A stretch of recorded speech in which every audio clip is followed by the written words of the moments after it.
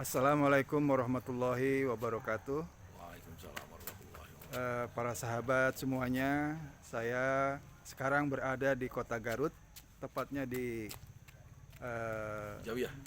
kawasan Samarang, Garut ya. Kawasan Semarang. Alhamdulillah, qadarullah, saya sebenarnya lagi berlibur, mudik ke kota Garut. Qadarullah saya dipertemukan oleh Allah Subhanahu wa Ta'ala dengan sahabat lama, namanya Kang Asep Badruzzaman. Sebelumnya saya berteman, bersahabat biasa, tapi belakangan saya mendapat cerita-cerita yang saya kira ada kaitannya dengan dakwah umat Islam dan perjalanan seorang dai. Nah, kali ini saya ingin ngobrol dengan Kang Asep Badruzzaman ini tentang nasabnya beliau. Ternyata Kang Asep Badruzzaman ini adalah cucu dari Syekhuna Badruzzaman. Siapakah Syekhuna Badruzzaman? Syekhuna Badruzzaman adalah seorang putra dari Garut, ulama dari Garut yang pernah tinggal di kota suci Mekah Al-Mukarramah selama 10 tahun. Dari tahun 1926 sampai 1936. Bahkan beliau pernah menjadi imam di Masjidil Haram selama dia bermukim di sana. Nah, untuk mendapat cerita lengkap tentang Syekhuna Badruzzaman, saya ingin mendapat cerita langsung dari sahabat saya, yaitu cucunya bernama Asep Badruzzaman. Yuk kita tanya sama Kang Asep Badruzzaman. Lanjutkan. Nah, kembali cerita tentang Jabal Hindi. Jabal Hindi ini akhirnya kami paham bahwa itu adalah rumah kami di sana. Karena dari sejak tahun 1936 sampai dengan tahun 1989 itu masih mengalir hasil sewa dari rumah Jabal Hindi ini ke Indonesia, ke Garut. Tapi terputus tahun 1989. 2019. 1989. Oh, 1989. 1989. Oh. Baru saja tahun 2017. Akhirnya kami mendapatkan kabar dari paman bahwa kami harus menyelesaikan persoalan Jabal Hindi ini langsung ke Arab Saudi.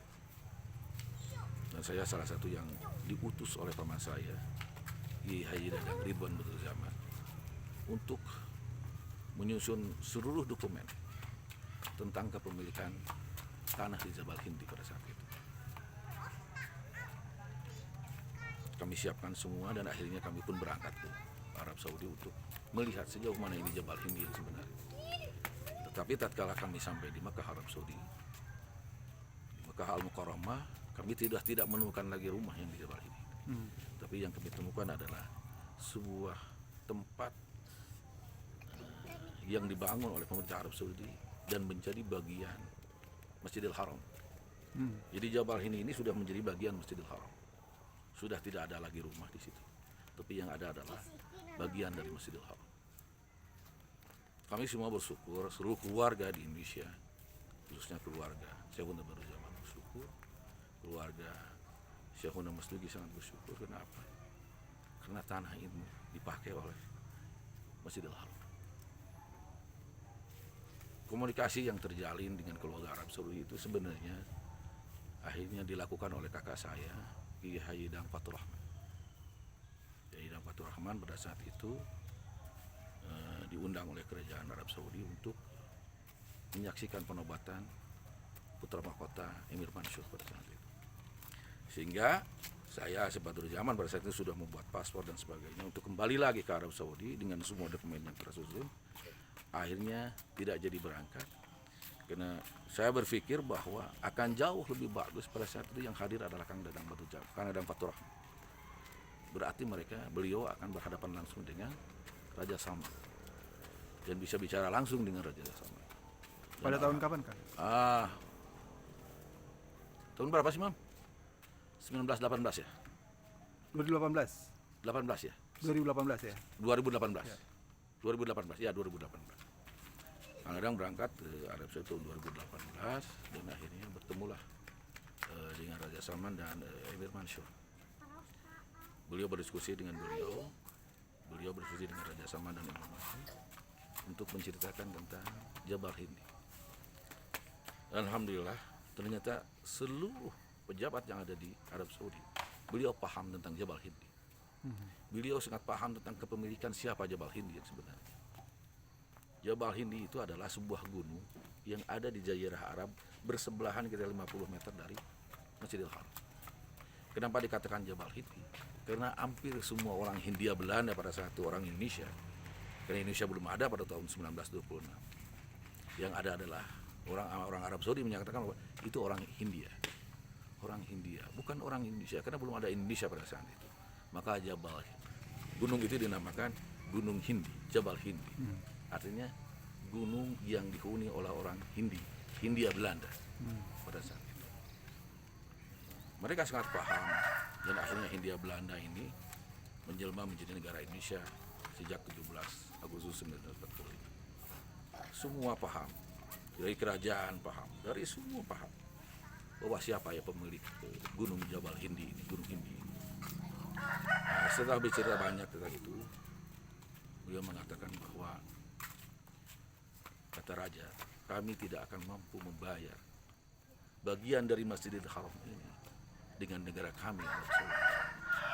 Artinya tanah yang ada di wilayah Masjidil Haram itu tanah yang tidak bisa diuangkan dan tidak bisa dibayar dengan uang. Karena itu tanah yang memberikan berkah untuk seluruh umat di dunia, untuk seluruh umat Islam di dunia, bahkan bukan non-Muslim juga seluruh dunia diberi keberkahan oleh tanah itu. Tanah yang mempunyai keberkahan, tanah yang diberi keberkahan oleh Allah Subhanahu wa Ta'ala. Nah, ini jadi kata Raja Salman pada saat itu, kami tidak akan mampu memberikan ganti rugi sebesar apapun, karena tanah ini adalah tanah bagian dari Masjidil Haram. Dan kami sebagai anak cucunya bersyukur, alhamdulillah bahwa kita punya bagian tanah di Masjidil Haram yang diwakafkan pada akhirnya oleh keluarga kami di Masjidil Haram. Perjalanan itu menjadi sebuah penyesalan dari Raja Arab Saudi, Raja Salman. Kata beliau, kami telah salah memberikan ganti, bukan ganti sebenarnya. Apa istilah beliau pada saat itu? Karena kalau ganti rugi memang tidak ada kerugian di situ. Tidak ada kerugian. Ganti untung juga sangat untung.